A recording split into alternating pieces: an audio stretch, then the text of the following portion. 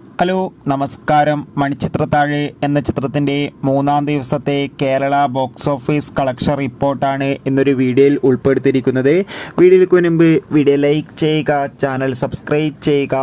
ഈ വരുന്ന August September മാസം ധാരാളം ചിത്രങ്ങൾ ഇനി OTT റിലീസ് ചെയ്യാൻ പോവുകയാണ്. നമ്മുടെ ചാനൽ ഭാഗം പരിശോധിച്ചാൽ നിങ്ങൾക്ക് കാണാം. മോഹൻലാൽ, സുരേഷ് ഗോപി, ശോഭന, ഇന്നസെൻ്റ് എന്നൊക്കെ പ്രധാന കഥാപാത്രങ്ങളായെത്തിയ ചിത്രമായിരുന്നു മണിച്ചിത്രത്താഴ്. എല്ലാ സിനിമാ പ്രേമികളും ഒരേപോലെയാണ് ഈ ചിത്രത്തിൻ്റെ ഓരോ അപ്ഡേഷനും അറിയാൻ വേണ്ടി കാത്തിരുന്നത്.